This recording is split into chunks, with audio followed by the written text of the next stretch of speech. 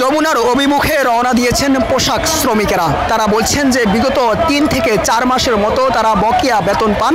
সেই বেতনের দাবিতেই কিন্তু তারা আন্দোলন করেছেন শ্রম ভবনের সামনে, এবং সেখান থেকে কিন্তু তারা মিছিল নিয়ে এই মুহূর্তে যমুনার ঠিক সামনে কিন্তু তারা চলে এসেছেন, এবং তারা বলছেন যতক্ষণ পর্যন্ত এই তাদের যে দাবি বকেয়া বেতন না পাওয়া যাবে ততক্ষণ পর্যন্ত তারা এই যমুনার সামনে কিন্তু অবস্থান নেবেন, এবং তাদেরকে ঘিরে কিন্তু আইন শৃঙ্খলা বাহিনীর সদস্যদের কিন্তু কঠোর অবস্থান কিন্তু দেখা যাচ্ছে।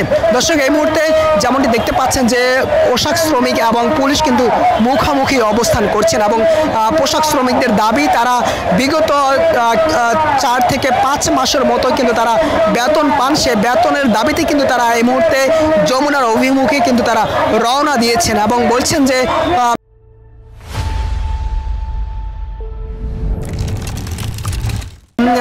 এই দীর্ঘদিন ধরে কিন্তু তারা আন্দোলন করছেন শ্রম ভবনের ঠিক সামনে। কোনো ধরনের কর্তৃপক্ষ যারা রয়েছেন তারা কিন্তু এ বিষয়ে কোনো পদক্ষেপ নেননি, যার কারণে কিন্তু তারা এই মুহূর্তে যমুনার অভিমুখে কিন্তু তারা রওনা দিয়েছেন। যেমনটি দেখতে পাচ্ছেন যে পোশাক শ্রমিক যারা রয়েছেন তারা ঠিক কাকরাইল মোড়ে কিন্তু চলে এসেছেন, এবং তাদেরকে ঘিরে কিন্তু আইন শৃঙ্খলা বাহিনীর সদস্য রয়েছেন, এবং বিজিবি সদস্যদেরও কিন্তু আমরা দেখতে পাচ্ছি, এবং তারা কিন্তু যমুনার ভিতরে কিন্তু প্রবেশ করার জন্য আসলে কিন্তু ইতিমধ্যে আইন শৃঙ্খলা বাহিনীর সদস্যরা কিন্তু তাদের ব্যারিকেড দিয়ে দেন, এবং তারা কাকরাইল মোড়ে কিন্তু এই মুহূর্তে অবস্থান করছেন।